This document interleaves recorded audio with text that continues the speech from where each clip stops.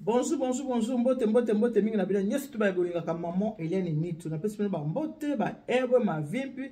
J'espère que vous allez bien. De mon côté, ça va. Tout va bien par la grâce de Dieu. Nzambe amawa azoba telabiso kimia ezali. Na banzika kenaza eliki ya kondima kibine surtout bolamuki malamu. Ndenge na toujours ke kola la kolamuka eza habitude te ko bimanda ko kende ko tambola ko zonga ndako ezali pe habitude te bande ko na ngai. Lilobo na ba toujours kolala kolamuka eza habitude te na bande ko koloba ke kolala eza volonté ezali volonté mais kolamuka eza grâce ndeko mo abenga bisinga te mama Nitu même kolala eza volonté te kolala pe eza grâce à Nzambe parce que eza na mutu mususu amati na mbeto ke kolala abandi ko sala ba insomnie abandi ko tanga ba plafond komi soki ndenge nini pongi boyi koya donc soki pe mutu tche mutu na mbeto lali eza ka grâce à Nzambe soki pe tongo etani olamuki eza ka grâce à Nzambe nango ko ba kopesa Nzambe merci ko komi sa Nzambe et surtout ko yebaka kotika vie na yo mutu na maboko ya Nzambe eza très important pamba te Bible biso ke soki Nzamba bateli te oya akobatela ka pamba akobatela en vain et voilà na yeto sola na koumela mingi te to sola mwa muke makambo oyo ekomeli biso lisusu mingi za soki makambo eza to bato bayebani ndezo kamplaire ta mususu muto yebani te makambo eza kana plaire te par exemple mwana na biso oyo awute kotika biso Alexandra pe ya sonam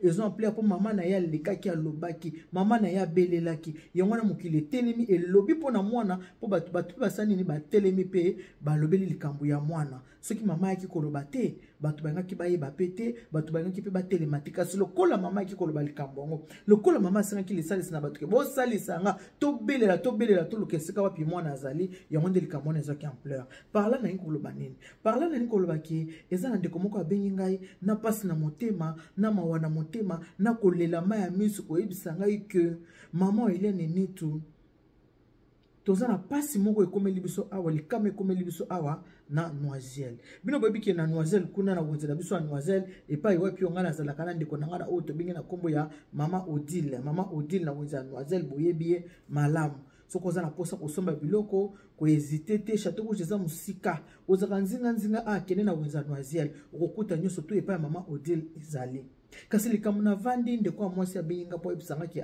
likambo ya munene ya pasi ekomeli biso na wenze na biso akomeli biso na Noiselle na kati ya wenze teke na Noiselle soko alobi bon parce que bandeko oyo bavandaka na Noiselle et puis bayebani pe mingi na kati ya wenze ya Noiselle tango pe bato bakenda osala bakoso batali bakoyeba couple kingandi eza na ndeko na biso moko mobali abimaki ake musala ndenge tobimaka biso so na tongo ke na bimi na ke musala après na kozonga na ndako epai ndeko akendaki musala akoki kokutana na problème nini na musala kuna esika basalaka moninga moko basalaka na ye abandi koswanisa ndeko na biso oyo boyebi ke mutu nyonso tu tango mutu atambolaka nde toza kotambola boye likambo oyo mutu aza nango na nzoto na ye oyebi te mutu na mutu aza na maladie na kati ya nzoto oyo moye mutu ayeba eza te ozomona mutu azotambola bonne santé mo oyebi te souci nini ya santé oyo ye azalaka nango alabi na ke mama Nitu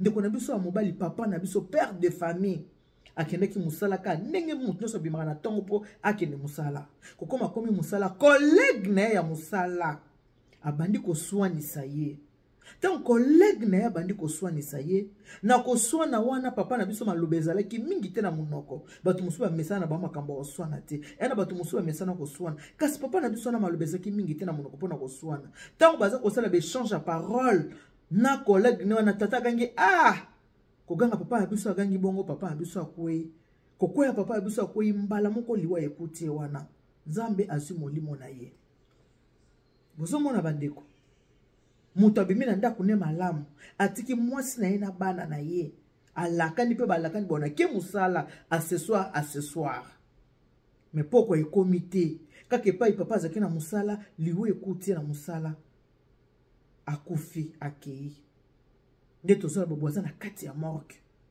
sikoyo likambo ndenge natalisa koloba na bandeko botala ngai ndeko na ngai tokebaka na makambo ya biswana kebaka na makambo koluka ba problème mitema oyo yebi te motema ya mutu ta musaza na mwa maladie na ye moko oyebi te bandeko na ngai koluka ba problème na bato eza mabe makasi Maman o abengaki nga na mama miso azoli abi maman Eliane.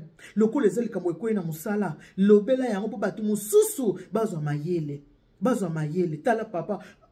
Papa mutabandi ko swana te. Collègue ne mutabandi ko swani saye. Lokola papa malobezaki muke na munoko. Na ko kamo ndenge collègue azo swani saye ko kamo oya kamo ndenge collègue azo swani saye ko piquer crise mobimba. Na ko sima nzela ko kendele. Epa ya bawei atiki mwasi na bana, atiki famille. Sikoyo ndeko oya collègue. Moninga ye musala. Yo bandi ko swanisa ye. Yo swanisi na ko swana na bino mibale apike crise akufi. Sikoyo na kati na yo otikali ndenge nini. Kipabilite ya viti okota na sa mabele. Elati yo. Kena ba mutu wana akufi wana. Mutu wana azuko bazo lela. Akufi poto bande ko swana biso mibale. Na ko swana na biso apike crise sa nini. Akufi otika na kipabilite. Ekukoza lezali nzela o nzambe ya pona. Kia kufato nzambe alobaki ya kozoye mkulana tuboite. Kasi lokola kaka mutu ayaki deja na ko swana. Oye deja ko swanisa mutu. Ko swana wana kaka. Elati yo na nzoto. Po biso nsoto zala. So mutu akufi. Akufi nenge nini. Neti mwana akufi moninga mne mugazo ke atike na parke babandi ko landesika liwa e uteli sikoyo taba akufi ndeni o akufi tanga kene musala collègue na ye moka musala aswani saki na ko sona wana ndeko akokite apike crise akufi asali crise cardiaque yango nazo ko benda matoyi bande ko bokeba bande ko na ngai o bolinga biswana swana ko swana aza mwa mobali soki ezaki ata mwasi bana mibali mwana mobali bana mibali baswana kate bana mibali bana problème bavandaka mobali na mobali bovandi bosololi ndeko nanga likambo eza boye pona ni ndeko ngana lingi bote ndeko c'est comme ça ezaka na bana mibali babata biswana te bana mibali babata koswana kaswana kate yango ndeko o maloba mingi te na monoko apike crise akufi yake Kimona nini motema mukuse obi misa moninga maloba na munoko ta musozo kokate esali choc crise. En tout cas, na présenter vraiment ba condoléances na bipe comme on a été pour ba personne peu comme on a été. Na présenter vraiment ba condoléances na famille na ye mobimba biologique, ba condoléances na moi si na pe na bana na ye vraiment en tout cas ils ont passé ba lobi na ngaki ba tuna wenza noiselle baza vraiment na souci makasi baza na passe parce que on a habitué ya wenze na bango. Asa habitué ya wenze. Ba mesana ye ba yebi azakana sans problème. Il y a des gens comme ça. Elle a batu musuna mukili mona mutoyo alobaka na ete munongoneza na ata musupo na kuseka. Mais tango zo ko swana se pema mukuse. Oyina ko swana na pema mukuse moninga kati motema aki.